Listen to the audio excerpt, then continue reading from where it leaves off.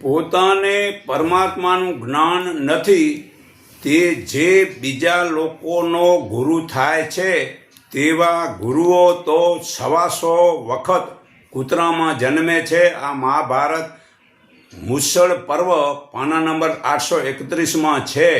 તો આ મંત્રવાળા છોડીને આત્મા પરમાત્માનું જ્ઞાન થાય એવા ગુરુ ગોતી લો.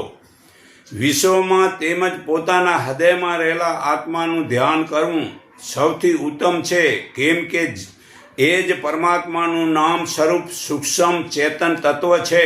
તેના દર્શન મુશ્કેલ છે, પણ જેનો આહાર સાત્વિક હોય અને ક્રોધ ને અહંકાર છૂટી ગયા હોય અને ઇન્દ્રિયોને જીતી હોય, વેર ઈશાનને બે જે જોડકા છૂટી ગયા હોય અને આશા છોડી હોય, તે મનુષ્ય પરમાત્માનું ધ્યાન કરી શકે છે. તે સનાતનનું જ્ઞાન પ્રભુનું સમજાવે છે. સનાતન એટલે સદા એક સમાન. સનાતન એટલે નિત્ય રહેનાર, જે કપાય નહીં, બળે નહીં, ભીંજાય નહીં, પવનથી સુકાય નહીં. તે નિત્ય સ્થિર, જે હાલે નહીં, તેને સનાતન કહેવાય. આ ગીતા અધ્યાય 2:24માં પુરાવો છે.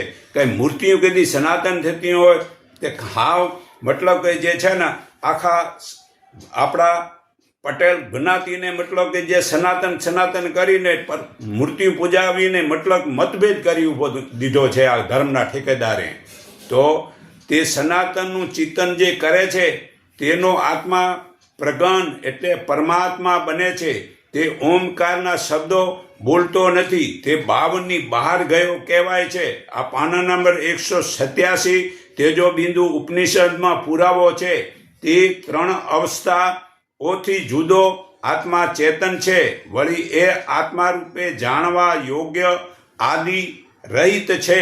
જે કંઈ પણ છે તે આત્મા છે. આવા આત્મા જ્ઞાનવાળો અને ભાવ તથા અભાવ વિનાનો થયો હોય છે તેને વિદેય જ કહેવાય છે.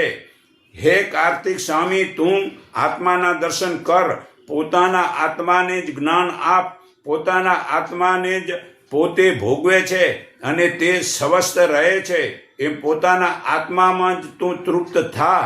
પોતાના આત્મામાં જ વિચર, આત્મામાં જ આનંદ લૂંટ, એ ખજાનો ભેળો કર અને વિદેય મુક્ત થા.